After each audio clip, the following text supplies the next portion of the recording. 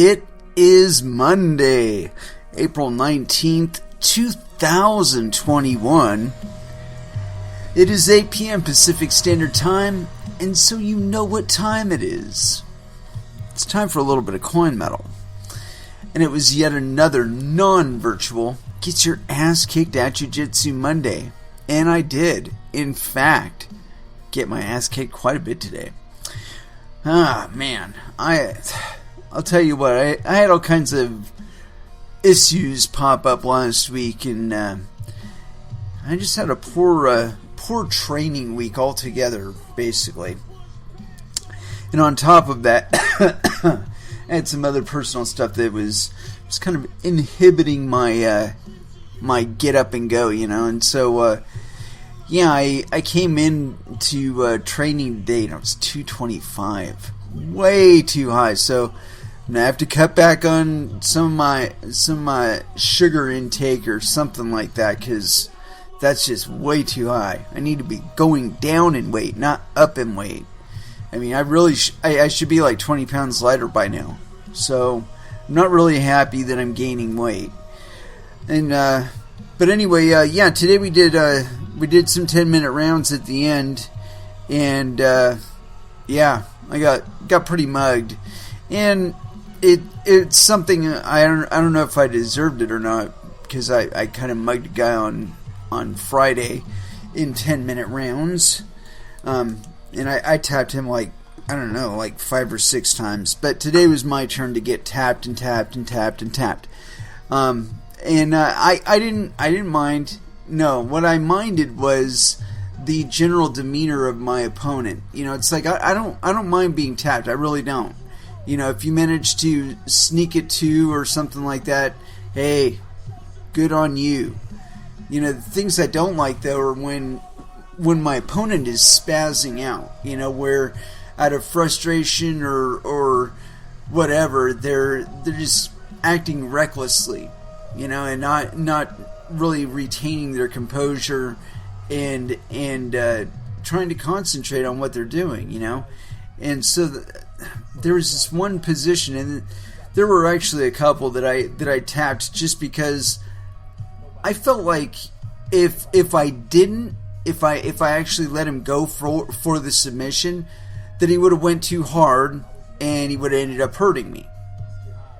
And you know, so it's like I had this one position where I was triangling my feet, because he had my foot back in a position where he could lean back and get a heel hook, and I was negating the heel hook by keeping my feet crossed behind him, and he managed to get it to where I couldn't cross my legs anymore, and I was maintaining it to where I was rolling him too far over for him to reach it. But it's like, I could tell, it's like every time he was getting a little bit closer and a little bit closer, and I knew that he was just going to fucking keep going for it, and I wasn't in a position that I could get out of it. So it was like, I either had to tap, or I had to let him go for it, you know, or finally get it, you know, and then break my fucking foot off and then tap. And so, you know, I figured I would just tap and get my foot out of the position. And I really don't like feeling that way about my opponent, you know, but I mean, it's going to happen. You know, not everybody is experienced, not everybody has the same mentality about what they're doing. And so it's one of those things where you got to manage. And so that's what I did. It's like, fuck you, you know. Oh yeah, good for you. I know you got it.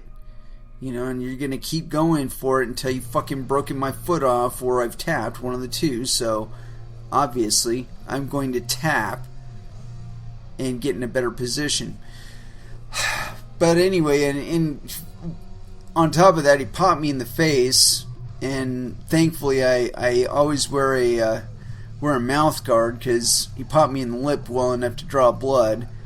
And so I got up off the mat. I cleaned up, I came back, and I got back on the mat with him and finished out the 10-minute round. But he didn't get me close after that, and so I figured I just needed a breather or something. I don't know. But anyway, I wasn't happy with that, you know, because there's a lot of trust that goes into jiu-jitsu.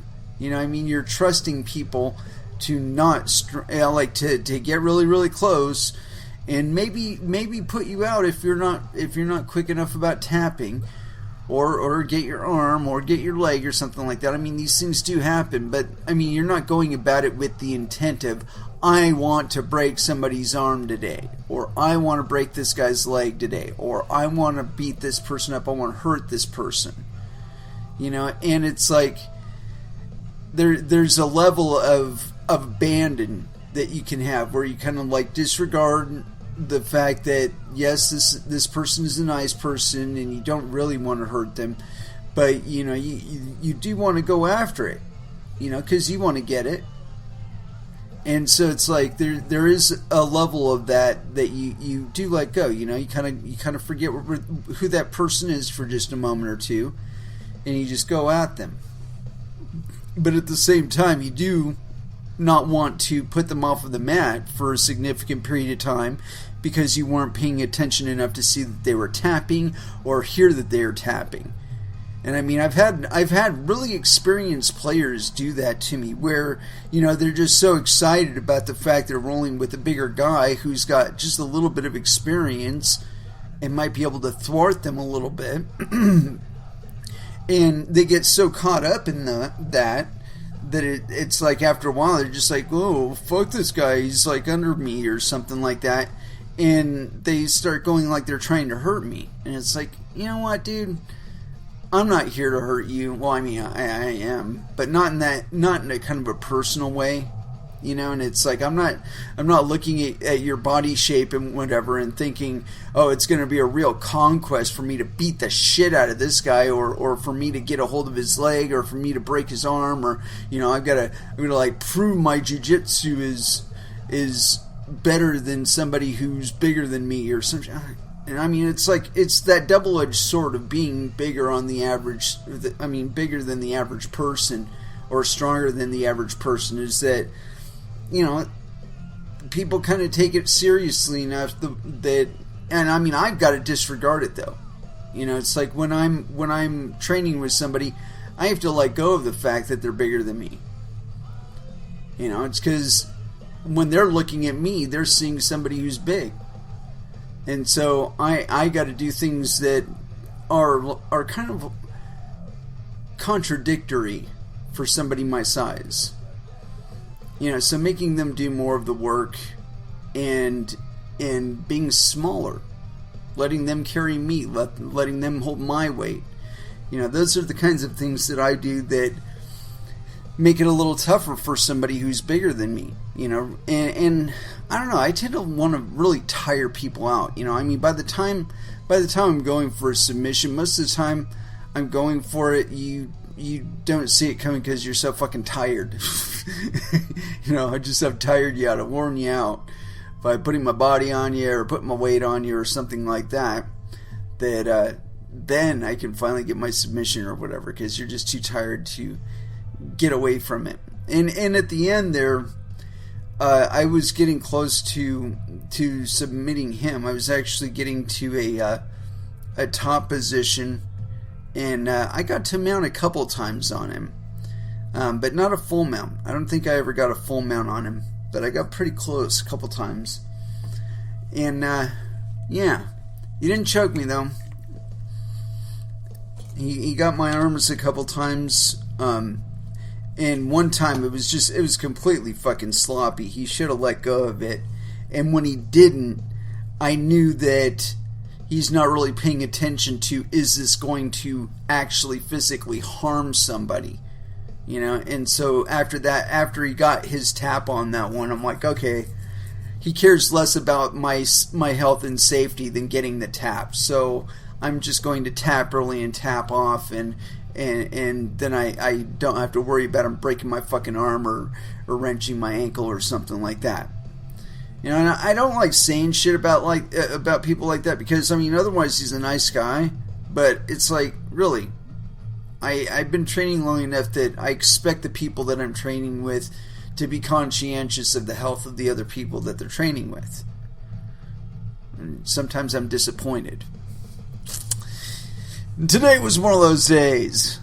But anyway, otherwise it was a good session. Like I said, it gave me an opportunity though to really push some of my stuff and kind of feel out my game more. And for that, I'm kind of thankful that he was less than considerate, because I did have to pay that much more attention to what I was doing and where I was going.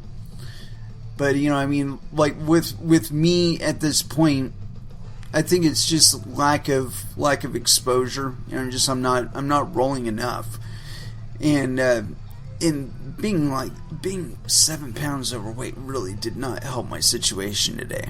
But I plan on going in tomorrow and probably every day this week. But yeah, got to do it. Got to get it in.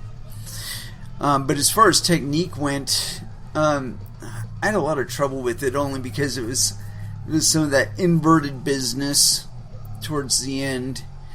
But otherwise, the one technique that I got really well today was the 180 arm bar. I love the 180 arm bar, man. If I get that thing just right, feels good. I think I probably could have gotten in a good position to get away with that one today a couple times. If I was a little more on it, I think that I probably could have got a 180 arm bar on it. But another day, another time, perhaps. Anyway, let's go ahead and throw down with some music. And I've been starting off with some body camp for a long time now, but I feel like opening it up, kind of changing it up a little bit.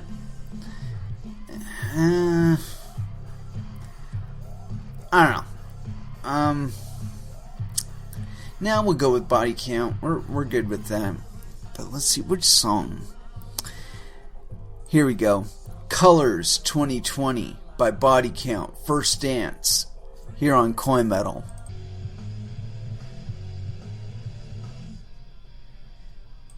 And that was Helmet with Give It. And so, as far as what we're going to get into today, man, that's a tasty tune too. These things happen. Anyway, as far as what we're going to get into today, I got a lot of business here. I was checking out this one thing, Elastic DAO, and I don't tend to pay attention to this stuff just because I think anything that is intrinsically dependent upon an on-chain transaction will at one point or another become too centralized, as long as we have things such as block size limits. I really believe that's a artificially imposed limiter. It's like dictating to the entire market, you will only value this coin this much. If you value it any more than that, then it's going to cause problems with the network. We're going to have trouble getting your transaction. I just looked the other day, or was it today? I was looking at this this visualizer of Monero versus Bitcoin on as far as transaction throughput is concerned. And even though there wasn't very many transactions happening on Monero by comparison to Bitcoin, the Bitcoin transaction backlog was like 72 megabytes. And when you calculate that in terms of, how long it would take to process those in 10-minute blocks, just to clear what's existing in that line, you're talking about days and days, maybe even weeks. Or no, maybe not weeks, but at least days of transactions that are currently backlogged. Now, I've seen that some will get bound, some will cancel their transaction and use another medium of exchange. And do those kinds of things. And I was just looking at that, though, and thinking to myself, that somebody out there believes that that's a sustainable thing. See, I look at that and I compare it to the fact that there was a time when there were no transaction fees, and then shortly after that there were transaction fees, but they were so minuscule that you didn't really care about them. And for some reason we used to be able to get a lot more transactions into the block too, even with the block size limit. So it's one of those things where you look at it and you've got to ask yourself, what are we really gaining with all this optimization bullshit? And I think in the long run, these are things that are going to end up getting factored back out of Bitcoin. Only because they alter the value proposition in such ways that you can no longer just directly do your stuff directly on chain. You gotta go to a third party, a trusted third party. The very thing that this entire tech was designed to absolve you of the need of has been reintroduced due to this artificial limit that's been imposed on the Bitcoin network. And there are those that say that bigger blocks means that things will get more centralized. That's one possibility. However, it's a very unlikely one, and I'll tell you why. There's no real licensing or registration that could stop people from getting into Bitcoin, into mining.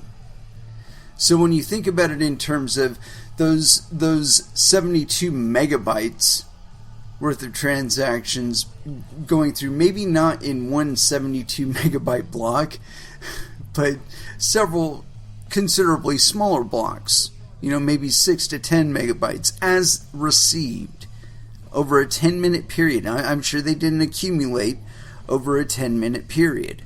I'm sure some of those have been sitting there for a few days. The point being that if the network could have processed it, or was being allowed to, or whatever, in an as received manner, right, that more people would be inspired to mine. Now, of course, it would mean that the transaction fees themselves would probably go back down to less than $1 a piece, maybe even less than a penny a piece. But you don't really care, because you're going to be adding thousands and thousands and thousands of more transactions per 10 minutes. And that's the way it's supposed to kind of even out here, where the network is being, the work that you're doing is reflected as far as like how it's valued and whatnot by how much the market is utilizing it. And by that metric, Bitcoin is still very, very dominant. However, it's not going to last this way forever. As long as they're able to stay ahead of it, it will. But I believe in the longer term, they're going to need to incentivize more people to be mining. Anyway, so I got this thing here, and I've been saying this for a while, but it's kind of interesting to see it reflected back by somebody who actually gets paid for reporting on this stuff. And this is by Matthew DeSalvo, and it's on decrypt.co. China isn't winning the central bank digital currency race, PwC. And this is authored on April 19th, 2021. And yes, penis. Central bank digital currencies, CBDCs, are on their way. But China, which is often touted as the most advanced country in terms of CBDC development, won't be the first to release one. Dude, we've already covered this. I mean, and I've already covered this multiple times. Venezuela was the first one, and the petro's on its ass. So, yeah. Continuing. That's according to a new report by PricewaterhouseCoopers, and hopefully we'll be able to read it. The Big Four accounting firm instead claims that the country with the most advanced CBDC project is the Bahamas with its sand dollar. Funny, that's the first time hearing about it. As of last year, all residents in the country can now access the country's digital wallet through a mobile application or a physical payment card. But in mainland China, the project is still in trial stages. According to PwC, an estimated launch timeline is yet to be disclosed, and not all of the country's citizens can access the currency. That isn't to say that China's digital yuan won't be the most impactful CBDC, though once it's fully rolled out. China's economy is the second largest in the world. The Bahamas ranks 130th, and other countries are getting worried, including the US, about China's progress with its digital native currency. The Bank of Japan last year said one of its primary reasons for expediting research into its own digital currency was the perceived threat of China's digital yuan. Last week, however, the bank said it doesn't believe a Chinese CBDC could threaten the US dollar. CBDCs are digital versions of a fiat currency, like the euro or US dollar, backed by a central bank. Countries around the world are currently researching the benefits of developing central bank digital currencies. Over 60 central banks are exploring CBDCs, according to PwC, and, quote, progress has been accelerating with their development within the last year. Quote, the general public will be one of the biggest beneficiaries of CBDCs, as it will give them access for the first time to a digital form of central bank money. So advantageous. Henry Anslanian, partner and global crypto leader at PwC, said in the report, quote, and that is a big milestone in the evolution of money. CBDCs are split into two types, retail and interbank, the report says. A retail CBDC can be directly held by citizens and is used as a digital form of cash as a complement to paper money, while an interbank CBDC is restricted to use by financial institutions for interbank payments and financial settlement processes. The furthest along in retail CBDCs is the Bahamas, with Cambodia and China in second and third place, respectively. When it comes to an interbank CBDC, Thailand has the most developed project, followed by Hong Kong and Singapore. The report also says that blockchain is the technology of choice, with 88% of CBDC projects using blockchain as the underlying technology. And I want to know, whose blockchain?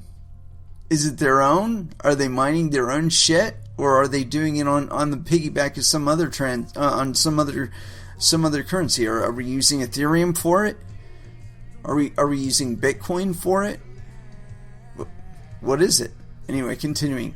But such blockchains are centralized. I guess that kind of answers that question, right? Unlike Bitcoins. Although that's not really as decentralized as we'd like to admit, or like it to be, rather. And would not carry the same pseudo-anonymity as the cryptocurrency. Crypto think tank Coin Center last year published concerns about the potential lack of privacy with CBDCs. Quote, while China's central bank promises to, quote, protect users' privacy, it does so by making transactions and identities anonymous between users, including intermediary banks, but not to the central bank, which sees and records all transactions and identities, Coin Center noted. Okay, so that means the information is being gathered, which means they will not be the only people that have access to it. Somebody will figure out what is being gathered, determine what its nominal value may be on the market, and they will exploit that market. it's very sad to me that we're going to have to learn it. I guess an even harder way, that recording all information on people just reduces their security quotient. Like, for every additional article of metadata you create to document about people, that's like one notch less secure you've made them. Because that information will be accumulated in a nice big honeypot, and either one of your employees or one of your former developers or some completely rando adversarial actor is going to find out the value of it, the relative market value of it, find somebody who is willing to pay them something close to the market value, but not necessarily, a little bit of a discount, to acquire it from you illegally, and they will do it. They'll test your soft spots, they'll find a vulnerability, they'll exploit the vulnerability, they'll extract your information, and then they will sell it. And if you're lucky, that's all they'll do. I mean, a lot of times they'll do that ransomware shit too. But the point being that it doesn't make you any more secure. What makes you secure is, does the transaction settle globally in a reasonable period of time? And Bitcoin kind of set the standard for that at 10 minutes. So, come on now. So, I got this report by the PwC, and it's 42 pages long. It's kind of big, meaning it's got a lot of buffered sides and shit and some big fonts. So, we might want to go for it. It could be informative. At least giving us an idea of what kind of context that these people are still regarding cryptocurrencies in. Typically, we find that it's somewhere around the mindset of like 2014, 2015, maybe. I don't know. These guys are fucking cavemen. PwC.com, PwC Global CBDC Index 2021. Dear clients and friends, we are proud to launch the first edition of the PwC Global CBDC Index. We hope the analysis and insights from this report will provide useful data points. We aim to publish this report annually to enable you to monitor the ongoing transformational triggered by central bank digital currencies globally. The PwC Global CBDC Index is designed to measure a central bank's level of maturity in deploying their own digital currency.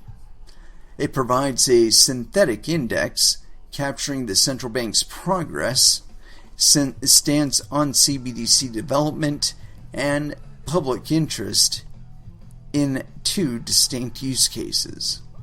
Retail CBDC, which are held directly by citizens and corporations, interbank or wholesale CBDC, which are restricted to financial institutions, principally for interbank payments and financial settlement processes. We believe CBDCs will contribute significantly to the modernization of the international monetary landscape, hand in hand with reconfiguration in both payment and financial infrastructure.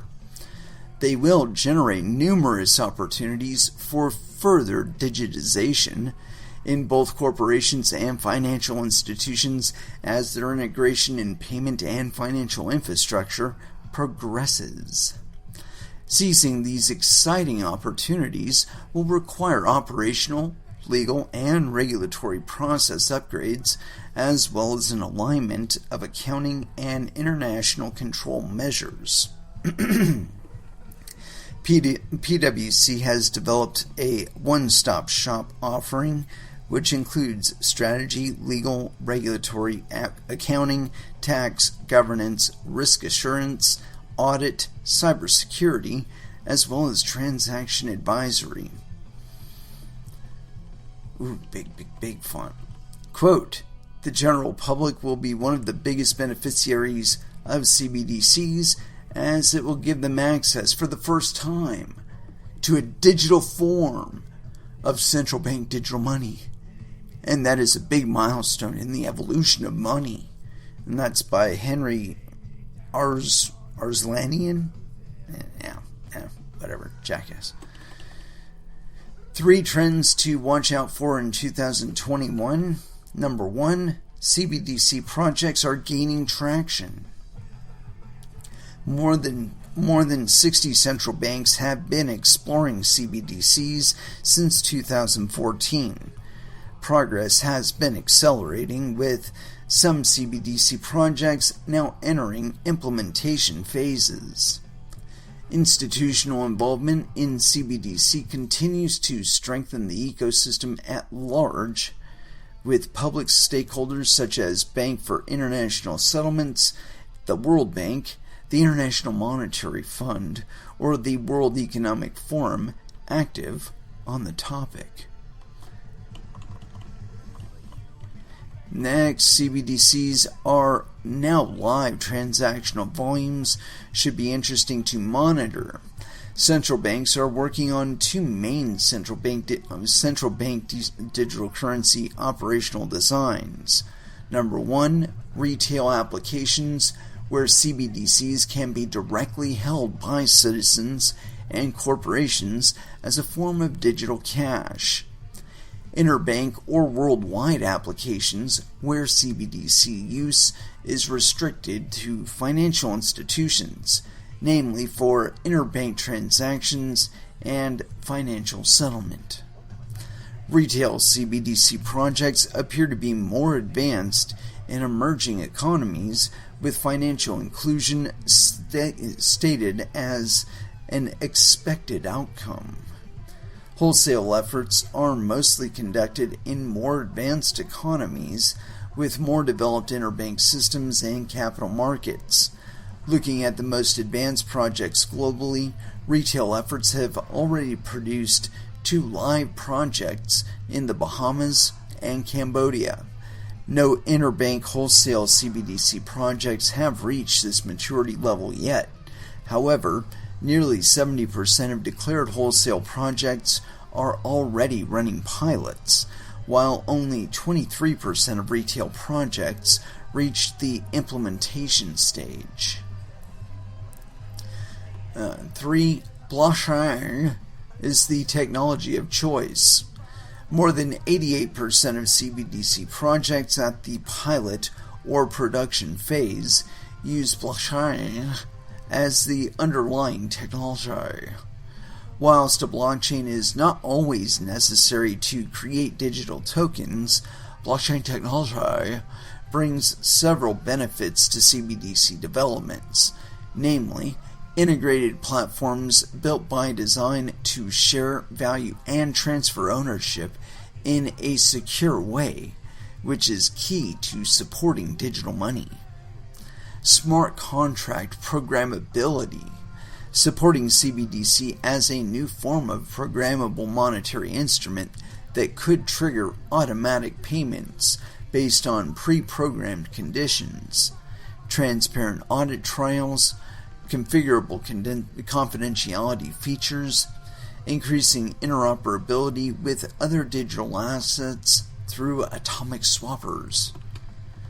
Yeah, whatever. PwC Global CBDC Index Top 10, a quick snapshot of CBDC maturity globally. More than 60 central banks have already entered the central bank digital currency race. CBDC will be game changer, providing access to alternative payment solutions for citizens and corporations, as well as reinventing financial market settlement and interbank monetary transactions. And that's Benoit Serrier. Yeah, whatever. Project maturity, retail CBDC development. Bahamas is number 1 with 92, and Turkey is last. The U.S. isn't on this list because we aren't doing that kind of thing. Retail CBDC initiatives are particularly strong in emerging economies where financial inclusion and digitization appear as key drivers. 2 projects are now live, the Bahamas with the Sand Dollar and Cambodia with Project Bakong. It is still too early to capture uptake data on CBDC usage, but 2021 should produce further interesting insights.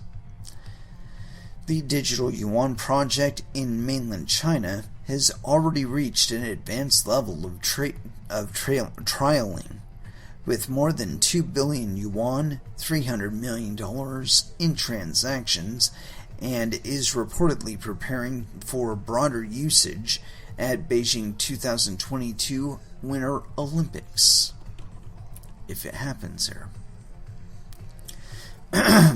Let's see. Project maturity, interbank CBDC development, key insights. Advanced interbank wholesale CBDC projects were on average shorter research stages than retail programs, but longer pilot stages. There are no live projects as of yet, but there are very advanced pilot initiatives. 2 cross-border projects make up the majority of the most advanced initiatives, allowing central banks to test cross-border connectivity and project interoperability. Examples include Hong Kong SAR Thailand, Singapore China, Europe Japan, United Arab Emirates Saudi Arabia. Number 3, the most advanced interbank/wholesale projects are expanding their scope to test interconnectivity with other interbank projects or the potential of linking with retail projects. Yeah, whatever. It's very sad. Research methodology. Number 1, BIS Central Bank websites, Atlantic Council Press, Central Banks, Google Trends, Baidu Index, and PwC Analysis. 2, index composition. The objective of this index is to provide an overview of the development of CBDC globally. The primary variable is the CBDC project status, indicating the current stage of project development. 2 other variables capture the stance of the central bank based on published speeches and a public interest proxy, Google Trends, or Baidu Index. The index is technology agnostic. Each country's design choices, infrastructure, technologies, etc., has no index impact. 3. We analyze the following aspects by BIS based on the BIS data update released in December 2020. Number 1, CBDC project status tracks 3 stages of development, namely research, pilot, and production. Given the trend that more and more CBDC projects entered into pilot phases, we introduced more detailed development stages in the pilot phase, i.e. proof of concept, development, implementation, and completion. The more advanced a CBDC project is, the higher score it receives. In addition, bonus points are allocated based on the duration of the corresponding pilot projects. To simulate the project progress, for example, we expect on average a retail CBDC pilot project would complete its conceptual stage within 1 year from the start of their pilot project, or we expect a retail pilot project takes 3 years to reach a conclusion and 6 years for a wholesale project. No, longer. Actually, it shouldn't even take you that long. If you're doing it the right way, which would be based on your public consensus. You could set up a project in like school classrooms and allow kids to be involved in it. They will design for you a cryptocurrency, they will deploy that cryptocurrency, and people will decide to adopt it on their own. I know, it's strange. You let go of the wheel and the car drives itself. But that's really the way it works in crypto. Is the less you try and control it, the more proper it'll work. Continuing on, CB Speech Stance measures the recent average opinion expressed by central bankers captured within the BIS central bankers' speeches databases. This indicator aims to provide information about the future of the project status and legal aspects. Public Interest Proxy is the average score of Google Trends for projects outside of mainland China, and Baidu Index for mainland China only. During the recent periods, it represents recent trends of general public interests. It suggests potential collaborative interest from private sectors who could support future project advancement. Quality review. Number 4. We make an extensive use of the BIS data and subjected the analysis to several rounds of review prior to publication. Furthermore, a quality review is performed on index distribution and ranking changes to evaluate data robustness. An expert judgment is undertaken on scores allocated to each quantitative indicator, i.e. CBDC project's advancement status. Damn it. Speech stands before each publication. Let's see, we're on page 10 of 42, so we're zipping along pretty quickly here.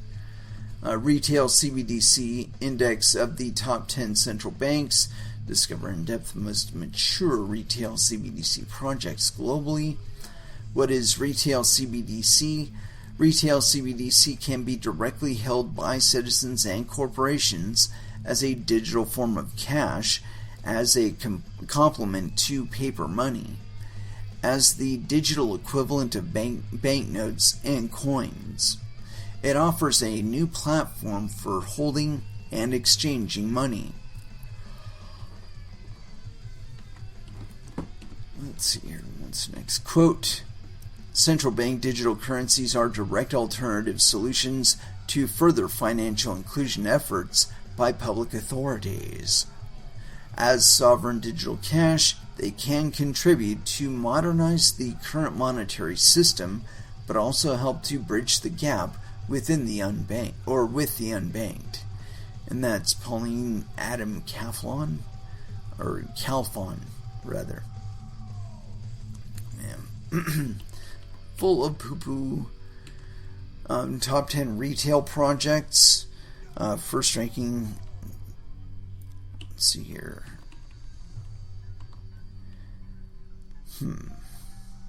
So global ranking, focus on Bahamas. The launch of the pilot phase in December 2019 marked the start of the sand dollar.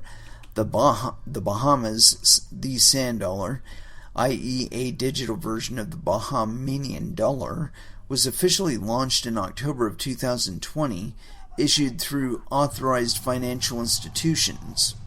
All residents can access the digital wallet through the mobile application or a physical payment card. The records collected during daily operations, such as income and spending information, can support applications for microloans. With the launch of the sand dollar, the central bank wants to establish its leading position in the financial services sector with a modern payment system. In order to make that happen, the central bank set the following objectives. Number 1, establish a more efficient Bahamian payment system with more secure transactions and shorter settlement times. 2. Enhance financial inclusion, reduce costs, and promote access to financial services across the Bahamas. 3. Provide access to payment systems to citizens of all ages and status. And 4. Strengthen controls around anti-money laundering, anti-counterfeiting, and other illicit activities associated with cash usage. That's what it really is all about, is taking away your ability to do business with people that they don't want you to do business with, that they're currently able to stop you from doing business with if you're doing so with a CBDC. But they can't if you're using physical bills or a cryptocurrency instead. And that's really what this is all about, man.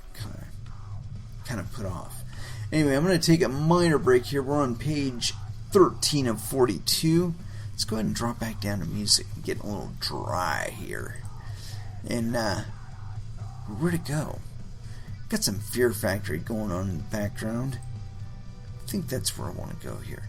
And supposedly they're working on a new one. I'm kind of excited about that. Although I will only be excited about it if they have the original lineup. If it's just Dino and a bunch of other guys, I'm not in.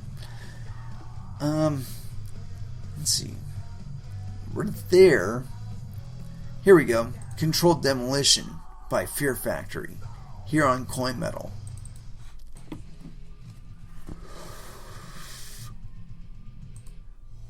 And that was Sepultura with The Rise. And so, let's finish this bad boy up here. I'm on pwc.com, and currently we're on page 13 of 42. And so yeah, top 10 retail projects. And this is relating to retail CBDC projects. And the global ranking, second, focus on Cambodia. National Bank of Cambodia, NBC, started exploring digital currencies in June of 2018.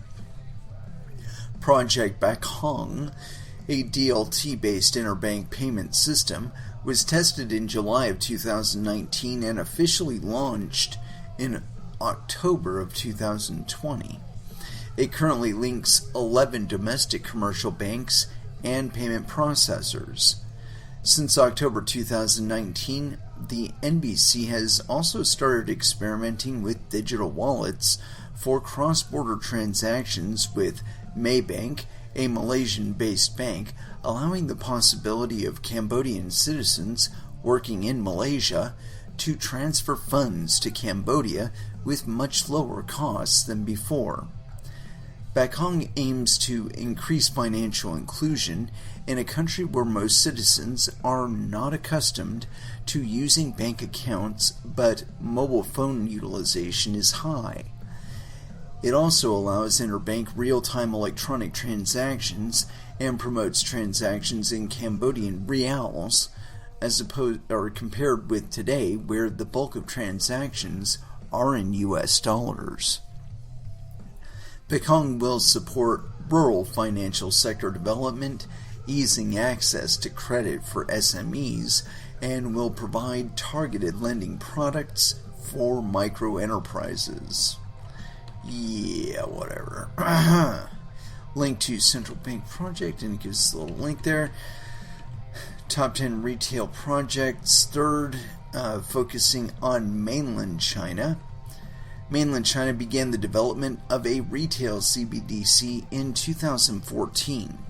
In April of 2020, mainland China became the world's first major economy to pilot a digital currency. The pilot programs conducted in its 4 major cities, most notably Shenzhen in October of 2020, have shown that the digital yuan works when paying for goods. Wonder how it works for buying drugs. The aim of the DCEP, or DCEP, digital currency electronic payment, is to improve the convenience, the efficiency, and the resilience of the retail payment system, which could further strengthen the yuan's monetary sovereignty and internationalization. Its design features offer the potential to replace M1, cash currency in circulation such as coins and banknotes, and it could be functional with both online and offline. The regulator does not expect it to replace long-term deposits in bank accounts. Mainland China adopts a hybrid approach for its technical design, with the People's Bank of China issuing DCEP to commercial banks, who then distribute it to the public. This offers the possibility of recording the flow of the digital currency between users, providing the PBOC with greater visibility of the use of money. What? People spend it, just like they always have. The Digital Yuan project has already reached an advanced level of trialing, with more than 2 billion yuan, $300 million, having been issued. Despite the fact that some crucial aspects like an estimated launch time remain undisclosed, mainland China is currently believed to be preparing for widespread domestic use of DCEP during the Beijing 2022 Winter Olympics. Yeah, I don't think so. Mostly because you can't buy, I doubt you'll be able to buy performance-enhancing products with the old DCEP retail projects, fourth global ranking, fourth focus on Ukraine. In September of 2018, the National Bank of Ukraine, NBU launched its pilot project to explore the potential of launching an innovative, low-cost, secure, and operational payment and transaction platform for retail use. The pilot project was completed in December of 2018. During the pilot project, the NBU issued 5,443 hryvnia and tested the launch and the operation of a central bank digital currency. The project included a test on distributed ledgers, formulating a provisional framework and regulations, establishing a temporary accounting model, and the study of various aspects from the impact on macroeconomic stability to the legal position of the CBDC issuance and circulation. In areas such as monitoring and technical support, it was clearly demonstrated that the technology could support the issuance and circulation of the currency. According to the speech given by Yakiv Smolny, former governor of the National Bank of Ukraine, in February 2020, NBU was still evaluating the possibility of CBDC issuance after the pilot project had been completed. The premise is that hryvnia should be technically feasible, and it will not disrupt price and financial stability. That's just a whole bunch of bullshit. Yeah, whatever. And it gives us link to the central bank's project. We're not going there. Fourth ranking, I guess, is Uruguay. Uruguay took the initiative to launch its CBDC pilot project in November of 2017, the e-peso. The project was used to test the technical aspects of the currency and lasted for 6 months, November 2017 through April of 2018. With a limited level of issuance, $20 million for 10,000 mobile users, capped at 30,000 per wallet, and 200,000 for registered businesses. During the pilot phase, e-peso was mainly used for payment transactions in registered stores and businesses and peer-to-peer transfers. The system employed instantaneous settlement without an internet connection. E-peso was designed to be anonymous but traceable, which could prevent double spending and falsification. No technical incidents were reported. Since the pilot, the central bank, Banco Central del Uruguay, BCU, has reported no further investment associated with the project. In terms of direct impact, given the banks were not involved in the pilot, it is difficult to assess the results of the initiative. Another feature of this pilot program is that BCU explored the possibility of outsourcing CBDC development under close supervision, working with the Roberto Giori company to develop digital notes, in-switch solutions for wallets, and red pagos for point-of-sale operations. At the end of the pilot project, all the e-pesos produced were cashed out and destroyed. The BCU are still considering full-scale e-peso issuance.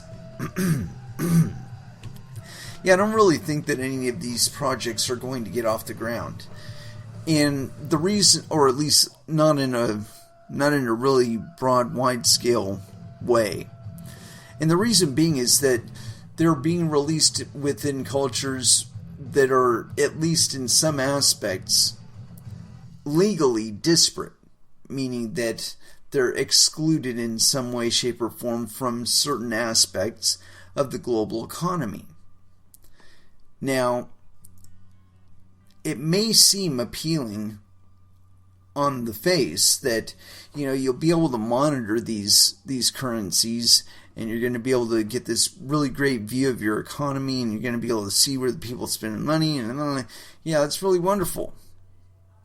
The problem is that containment is keeping you from experiencing benefits of a more linked, more connected global economy, meaning that there are places in China, I'm sure, where they do some fishing and they might want some lures that they see through their VPN at some website in the US. But for whatever reason, it's inhibited to go over there. There's some limitation on it, there's some sanction, there's some embargo, there's some bullshit that stops these products from being shipped to China. With cryptocurrencies, that transfer could be facilitated. Now, how it would physically be transferred is another story. I'm not going to go there. I don't know how it would get transferred anyway.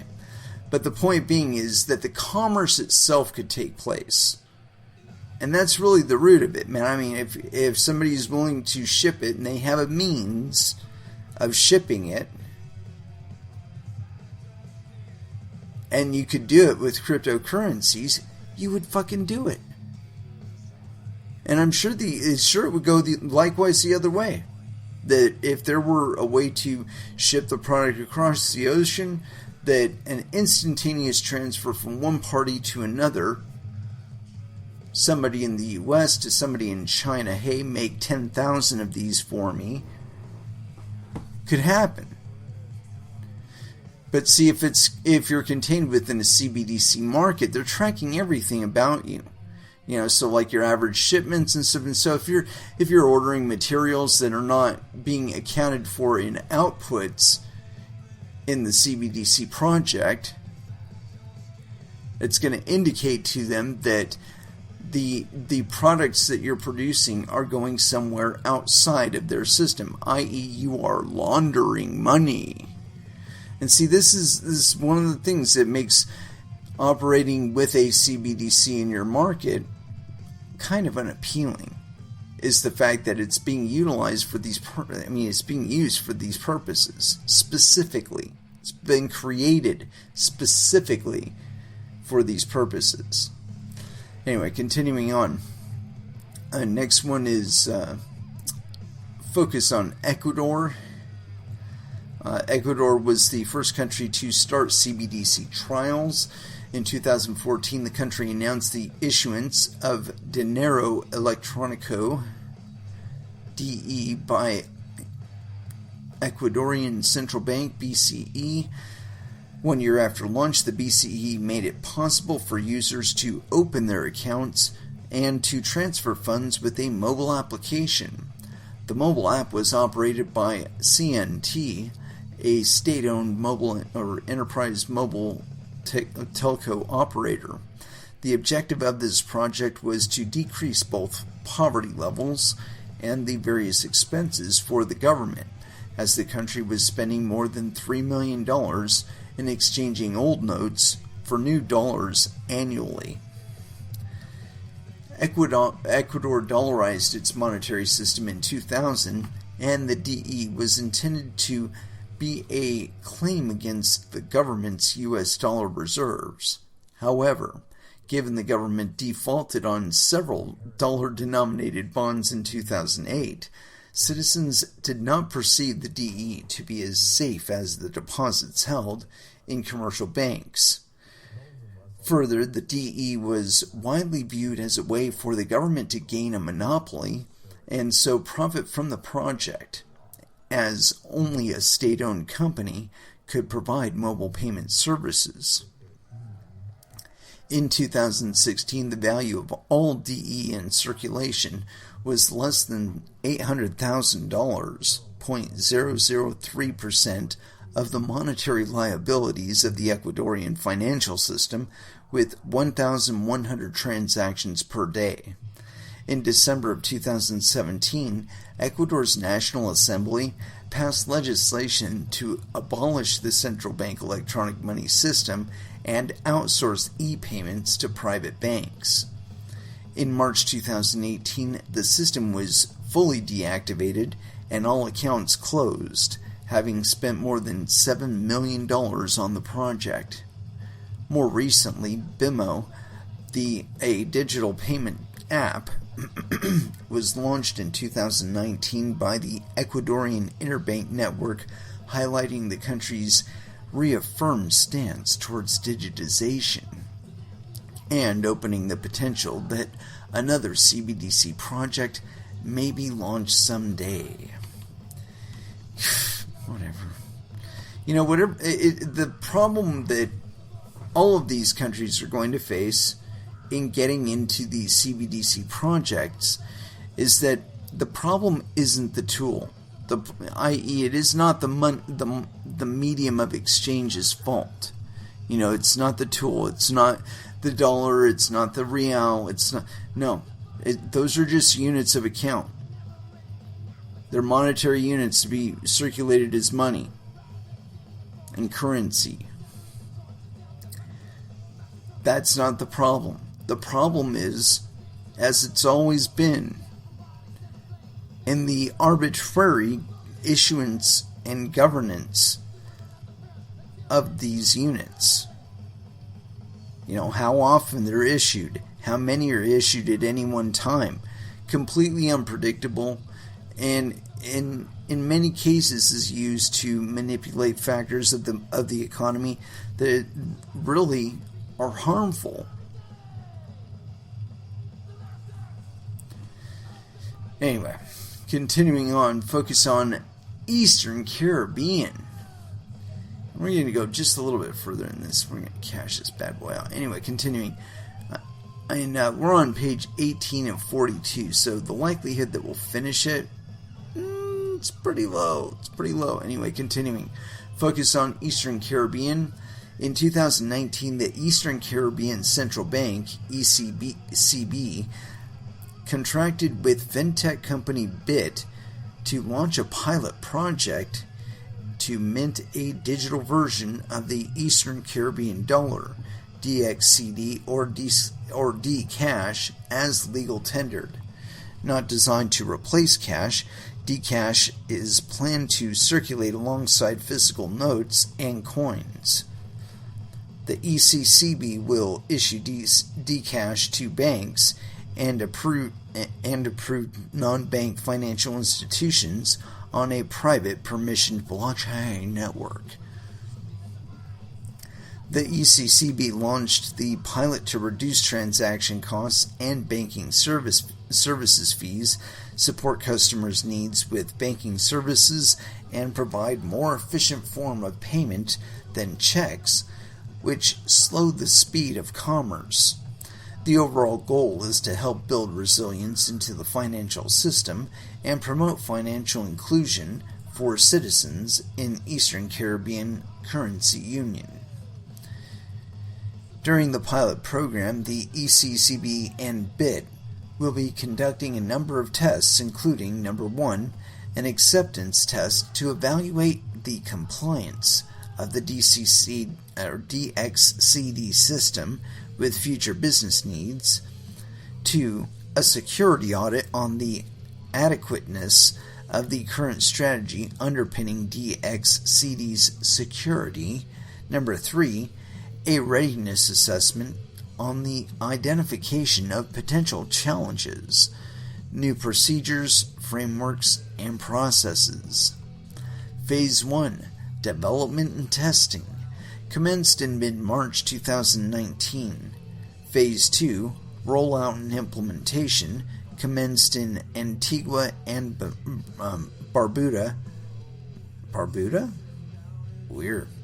Grenada and St. Lucia and St. Kitts and Nevis in 2020. Next one is Sweden. Sweden is seeking to implement a retail digital currency to replace the Swish, a digital payment app developed by Swedish banks. After 3 years of research, in December of 2019, the Riksbank tested e-wallets, distributed ledger technology, and levels of interoperability across participant banks. Following this, the Riksbank proposed that the Riksdag, the Swedish parliament, review the concept of legal tender to grant the central bank more control over money. In April of 2019, the Riksbank announced they were studying the introduction of a central bank digital currency, i.e. e-krona, to which the general public has access. Driven by the decreasing use of cash, indeed.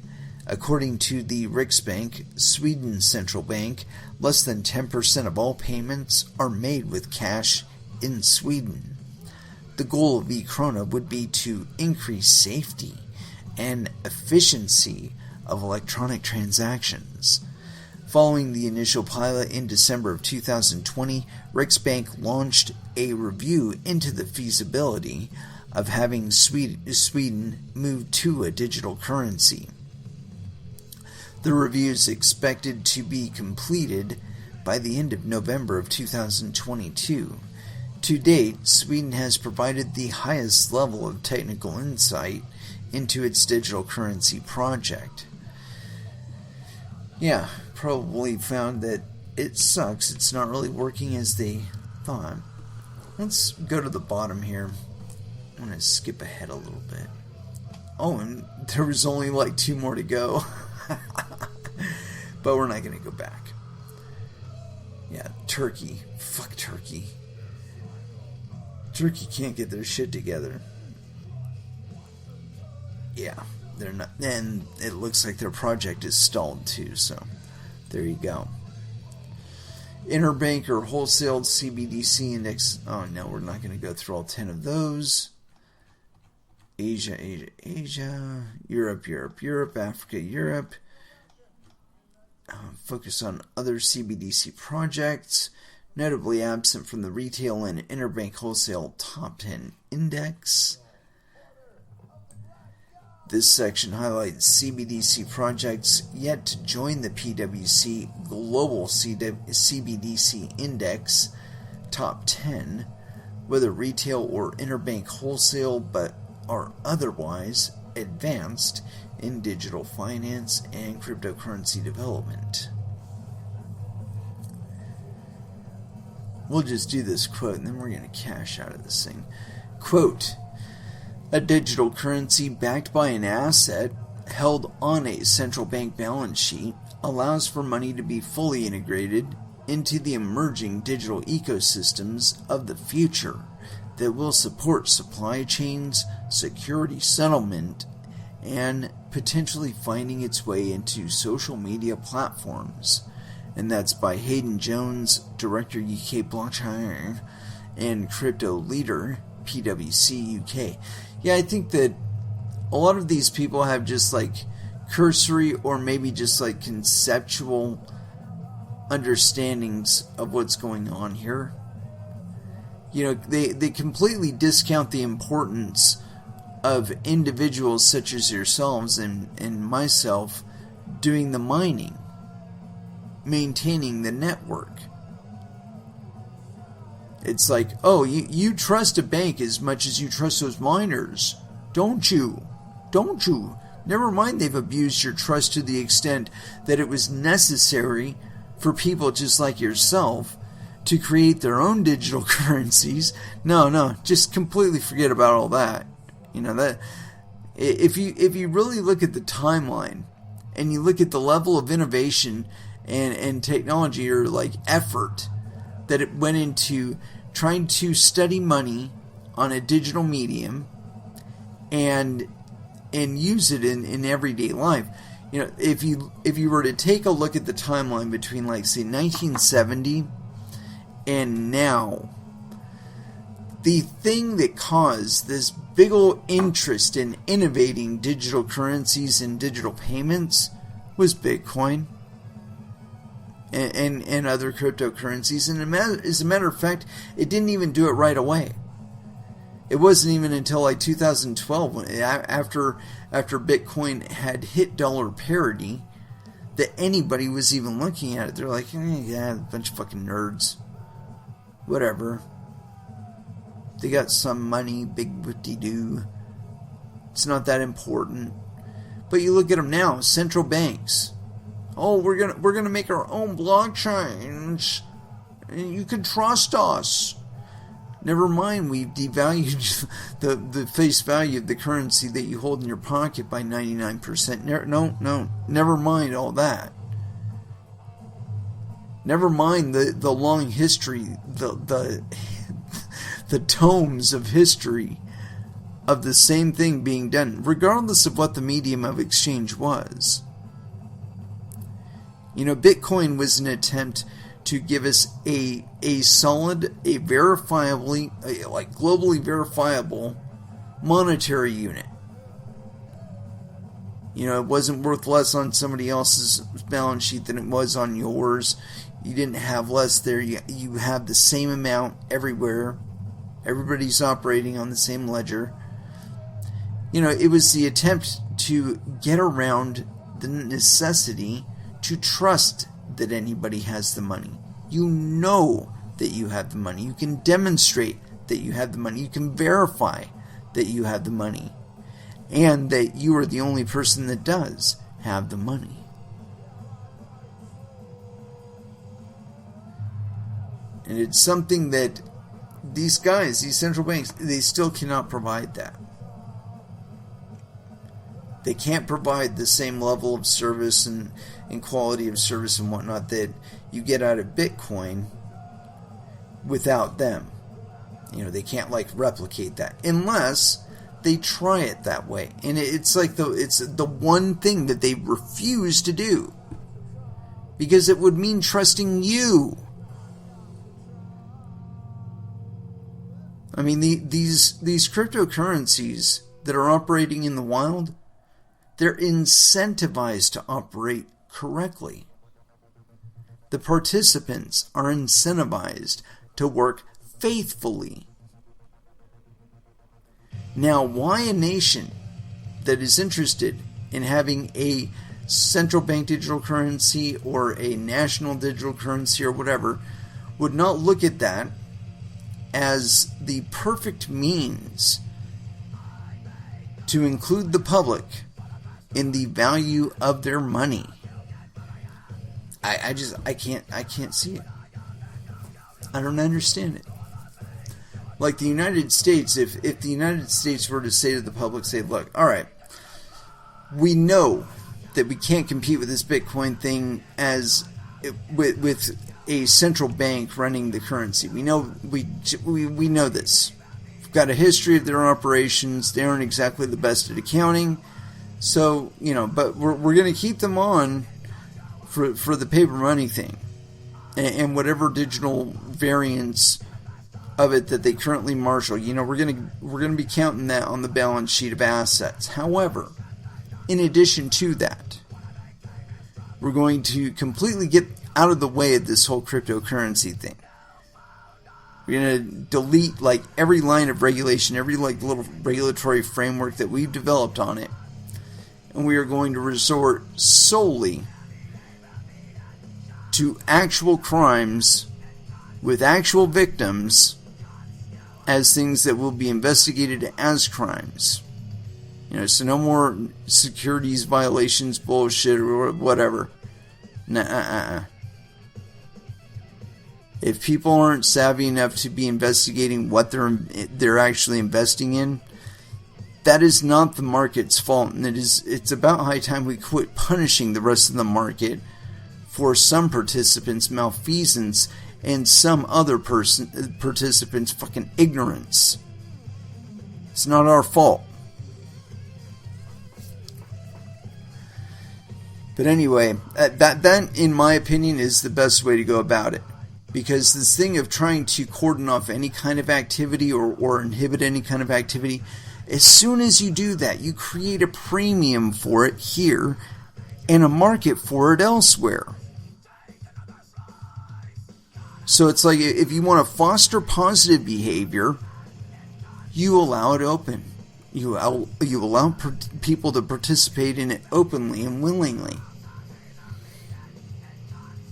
Whatever effort that they dedicate to it will be something that they want to do. And if they want to do it, they're that much more incentivized to do it right. Yeah. Anyway, let's go ahead and throw back down with some music. That's a band we haven't played at all tonight. Static X. I'm feeling the need. Feeling it. But we've got pretty much everything there is by Static X, so where to go with it? Here we go. Down by Static X, here on Coin Metal.